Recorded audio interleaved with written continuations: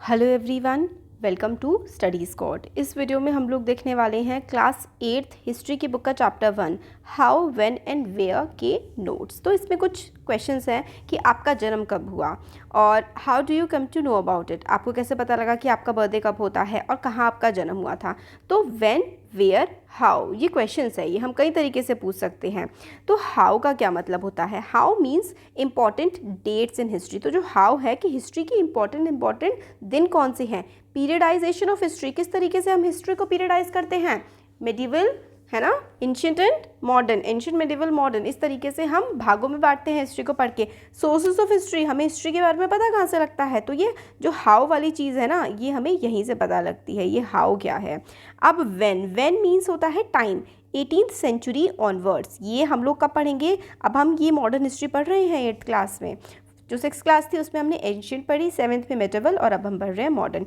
18th century की history पढ़ेंगे। Where, about means about Indian subcontinent, Indian subcontinent के बारे में हम इस चैप्टर में पढ़ेंगे। How important are date, important क्यों होती हैं ये दिन इतने। ये आपका दिन आपके लिए कितना इंपॉर्टेंट है आज का, या फिर आपके बर्थडे का दिन आपके लिए कितना इंपॉर्टेंट है। तो इंपॉर्टेंट डेज होते हैं हमारे ज़िंदगी में। इन डेट्स की इंपॉर्टेंस क्या होती है डेट्स की? तो history was synonymous with dates. History में भाई बहुत सारी डेट्स पढ़नी होती हैं। लास्ट पावरफुल मुगल एम्परर कौन था? औरंगज़ेब। इसके बाद मुगल शासन खत्म हो गया, खत्म नहीं हुआ था बट उसके बाद काफ़ी बिखर गया था। औरंगज़ेब की डेथ 1707 में हुई थी और औरंगज़ेब की टूम जो है औरंगाबाद में है। तो ये डेट्स के बारे में है। अब क्या जो हम कंसेप्शन बना लेते हैं हिस्ट्री के बारे में कि भाई हिस्ट्री का मतलब डेट क्या है, ये सही है। History is about changes that occur over time. तो हिस्ट्री एक्चुअल में क्या होती है? समाज में जो बदलाव हो रहे होते हैं समय के साथ साथ, वही होती है history. It is about finding out how things were in the past and how things have been change. तो पास्ट में चीज़ें कैसी थी और कैसे चीज़ों में बदलाव आया है, यही तो हिस्ट्री होती है।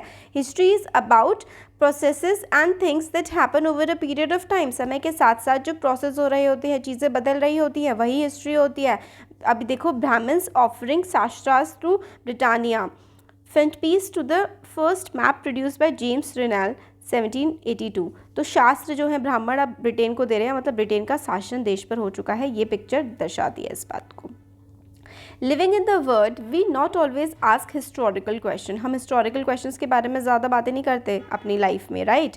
About what we see around us, चीज़ें जो हैं हमारे आसपास वो कैसे बनी। आप जिस जगह पर रहते हैं उस जगह का जो नाम है वही नाम क्यों है? क्या आपके एरिया में कोई हिस्टोरिकल प्लेस है? वो कब था, किसने बनाया, क्यों बनाया? ये क्वेश्चंस आप पूछेंगे ना या सोचेंगे तो सब में हिस्ट्री ही तो है। आप सब लोग बताएंगे मुझे आप लोग कहाँ से हैं और कौन से आपके जो शहर का नाम है या फिर आपके एरिया के पास कोई हिस्टोरिकल पुराना प्लेस है, या ज़रूर बताएगा कमेंट बॉक्स में। Looking out of the window of the train you may ask yourself when were railways built and how did people travel long distance before the age of railways. तो आप लोग railway में अगर travel कर रहे हैं तो आप अपने से क्वेश्चन पूछ सकते हैं कि कब बने ये, रेलवे से पहले लोग कैसे ट्रैवल करते थे।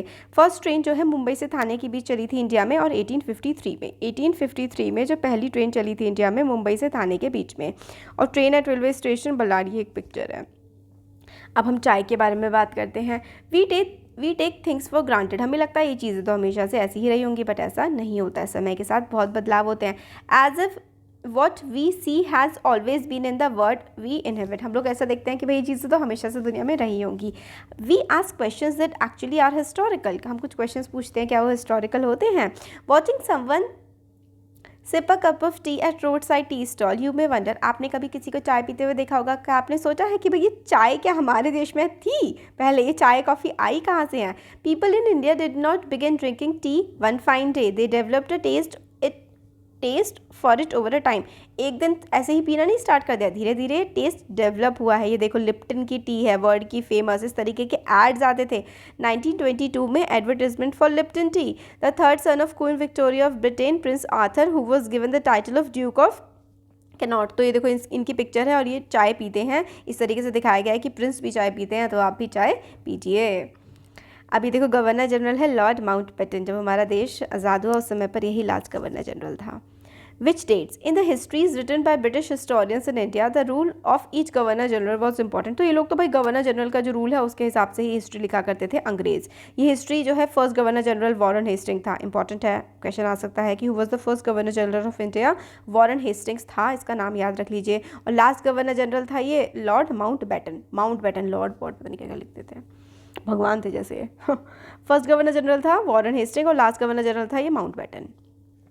The life of British Governor Generals become vital because we focus on it.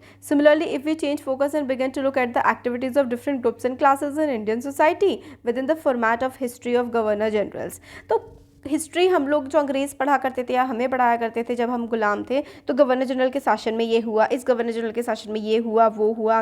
तो अगर हम लोग उससे ना देख करके हम लोगों की ज़िंदगी में क्या हुआ वैसे भी हम लोग हिस्ट्री को पढ़ सकते हैं. तो हिस्ट्री को पढ़ने के समझने के कई सारे तरीके होते हैं.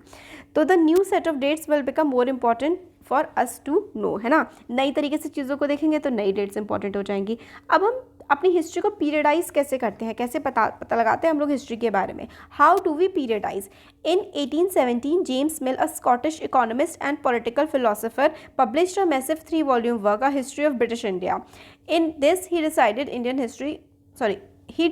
Indian history into 3 periods, Hindu, Muslim and British. तो ये बहुत इंपॉर्टेंट है कि भाई जेम्स मिल था, उसने इंडियन हिस्ट्री को 3 भागों में बांट दिया है, एक हिंदू की, एक मुसलमानों की और एक ब्रिटिश की. यानी कि उसने सोचा कि भाई जो भी राजा का जो धर्म था वही इंपॉर्टेंट रखता था और तो कुछ देश में था ही नहीं. तो पहले के राजा हिंदू थे तो भाई हिंदू हिस्ट्री हो गई, फिर मुसलमान थे तो मुस्लिम हिस्ट्री हो गई, फिर अंग्रेज़ आ गए तो ब्रिटिश हिस्ट्री हो गई. बट देखो ऐसा नहीं होता है हिस्ट्री का पीरियडाइजेशन. जेम्स मिल ने किया था ऐसा, बट एक्चुअल में ये सब चीज़ें सही नहीं होती है, इसलिए इंडियन हिस्टोरियंस इसको सही नहीं मानते. Why do we try to divide history into 3 different periods? हम लोग अलग अलग डिफरेंट पीरियड्स में क्यों डिवाइड करते हैं? To capture the characteristics of time, मतलब उस समय पर चीज़ें कैसी रही होंगी. इट्स सेंट्रल फीचर्स, मेन चीज़ें उस टाइम पीरियड में क्या थी. To show the change from one period to the next, फिर हम बदलाव भी दिखाने की कोशिश करते हैं कि एक समय काल से दूसरे समय काल में बदलाव कैसे आए. Historians divided Indian history into ancient, medieval and modern. जो हिस्टोरियंस, वो जेम्स मिल पागल टाइप का, उसने तो ऐसे करके कर दिया था कि भाई ये हिंदू और मुस्लिम और ब्रिटिश, नहीं, ऐसा कोई हमारे देश में डिवीजन नहीं था. जेम्स मिल वो तो अंग्रेज़ था तो वो तो इसी हिसाब से बंटवारा करके दिखाना चाहता था. बट हमारे जो हिस्टोरियंस हैं वो एंशिएंट, मिडिवल और मॉडर्न में हिस्ट्री को डिवाइड करते हैं. अब what is colonial? When the subjugation of one country by another leads to political, economic and social cultural change. तो कॉलोनियल का मतलब होता है गुलामी. तो हमारा देश गुलाम हो गया था, चाहे वो पॉलिटिकल हो, उन लोग का राज चलता था. इकोनॉमिक, उन लोगों की करेंसी चलने लगी थी. सोशल, उन लोगों को ऊंचा माना जाने लगा था. कल्चरल मतलब वो अपना कल्चर, अपने कपड़े, अपना खान पान, रहन सहन हम पे थोपने लगे थे. तो जब पॉलिटिकल, इकोनॉमिक, सोशल, कल्चरल बदलाव आने लगते हैं किसी देश में, कहीं बाहर से ज़बरदस्ती लाए जाते हैं, वही कॉलोनियलिज्म होता है, क्योंकि हमसे ज़बरदस्ती ये सब चीज़ें फॉलो करवाई जाती हैं. How do we know? तो national archives of India came up in 1920s. तो हम लोग कुछ चीज़ों के बारे में नेशनल आर्काइव से जनरली पता लगता है. 1920s में बनाया गया था. आर्काइव्स में ना पुराने डॉक्यूमेंट्स, फाइल्स वगैरह रखी जाती हैं, चीज़ों का रिकॉर्ड रखा जाता है कि समय में के साथ क्या क्या चीज़ें हुई, क्या क्या बदलाव हुए. तो 1920s में जो नेशनल आर्काइव आया था उससे हमें पता लगता है कि क्या क्या बदलाव हुए. Administration produces records. तो जो एडमिनिस्ट्रेशन है उसमें जो एडमिनिस्ट्रेशन यानी कि जो सरकारी काम काज चलता है उसमें भी रिकॉर्ड्स काफ़ी होते हैं. Important sources of historians in the period is written official records of British administration. They prepared and preserved the important documents and letters sent by officials to the provincial administrator at record rooms and specialized institutions like archives and museum. तो ये जो administrators हुआ करते थे ना, जो सरकारी नौकर हुआ करते थे, वो क्या करते थे, रिकॉर्ड्स को बहुत ही अच्छे से संभाल करके रखते थे, डॉक्यूमेंट्स को, लेटर्स को, म्यूजियम्स में या फिर आर्काइव्स में. आर्काइव्स होते हैं एक ऐसा जगह होता है जहाँ पर जो है डॉक्यूमेंट्स और लेटर्स, बुक्स, ये सब चीज़ें, फाइल्स वगैरह रखी जाती हैं. म्यूज़ियम पुरानी चीज़ों को सहेजने वाली जो जगह होती है. Surveys become important. अब सर्वे करना भी काफ़ी ज़्यादा अंग्रेज़ों के लिए इंपॉर्टेंट बन गया था, क्योंकि भाई किसी देश पर राज करना है तो राज करने के लिए उस देश के बारे में तो पता होना चाहिए. To know the country and for effective administration. By the early 19th century काफ़ी ज़्यादा डिटेल सर्वे होने लगे थे. Were carried out to map the entire country. भाई पूरे देश में क्या है क्या नहीं है उसके लिए काफ़ी सारे सर्वे होने लगे. The effort was to known the flora fauna, soil quality, cropping pattern. तो फ्लोरा फौना यानी कि कौन से फूल पौधे, जानवर, पेड़ पौधे होते हैं यहाँ पर, कैसी मिट्टी की क्वालिटी है, क्रॉपिंग पैटर्न यानी कि कौन सी फसलें वगैरह उगाई जाती हैं। तो ये सब चीज़ें देखने के लिए सर्वे किए जाने लगे, और ताकि भाई अच्छे से भाई मिट्टी की क्वालिटी देखो, कौन सी फसलें उगा सकते हैं देखो, ताकि देश को और अच्छे से लूटा जा सके, अपनी मर्जी की फसलें उगवाओ और उनको लूटो। तो यही था अंग्रेज़ों का game plan. From the end of 19th century, census operations were held every 10 years to know the number of people in all the provinces of India. Census होती है जनगणना। तो end of 19th century आप समझ लीजिए कि 1872 से लेकर के हर 10 साल में जनगणना, लोगों की गिनती होने लगी कि भाई कितने लोग बढ़ रहे हैं, कितने लोग मर रहे हैं, ये सब चीज़ों की गिनती होने लगी थी। Mapping and survey operation in progress in Bengal, drawing James Prinsep ने 1832 में ड्राइंग बनाई थी कि भाई देखो मैपिंग हो रही है, सर्वे हो रहा है, मिट्टी की क्वालिटी, पेड़ पौधे, लोगों की गणना सब की जा रही है। But official records do not tell. अब जो ऑफिशियल रिकॉर्ड्स होते हैं वो हमें क्या चीज़ें नहीं बताते। The history experienced and lived by tribals and peasants, the workers in the mines or the poor on the streets, yet it can be done when you will read this book। तो जब हम लोग के जो official records होते हैं यानी कि जो अंग्रेज़ों ने बना रखा है, ये तो हमें सिर्फ गवर्नर जनरल ने ये करा, सरकार ने ये काम करा, हमें क्या नहीं पता लगता। हमें जो पुअर गरीब लोग हैं, जो वर्कर हैं, जो किसान हैं, उनकी क्या कंडीशंस थी, उनकी ज़िंदगी कैसी थी, ये सब चीज़ें हम लोगों को पता नहीं लगती हैं। मगर इस बुक में हम वो सब चीज़ें आगे के चैप्टर्स में पढ़ेंगे।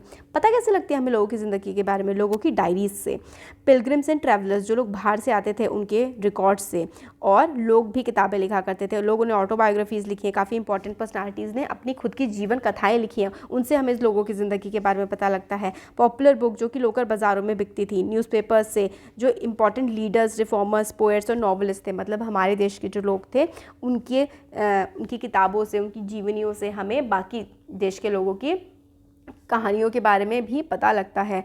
1857 रिबेल, ठीक है। तो 1857 का जो रिवोल्ट हुआ था वो आगे के चैप्टर्स में हम लोग पढ़ेंगे। इवैल्यूएशन देखें कि भाई कॉलोनियल क्या होता है। तो जब हमारा देश किसी दूसरे देश का गुलाम हो जाता है, जिसमें पॉलिटिकल, इकोनॉमिक और सोशल कल्चरल बदलाव आते हैं, वही कॉलोनियलिज्म होता है। वॉरेन हेस्टिंग कौन था? वॉरेन हेस्टिंग था पहला गवर्नर जनरल इंडिया का।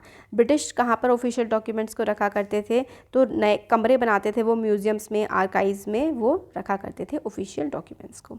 तो ये हम लोगों ने इसकी चैप्टर की समरी और नोट्स देख लिए। होपफुली आपको पसंद आया होगा, और इसका जो PDF है वो आप लोगों को टेलीग्राम ग्रुप पे मिल जाएगा। वीडियो अच्छा लगा है लाइक करिए, चैनल को सब्सक्राइब करिए और शेयर करिए। Thank you.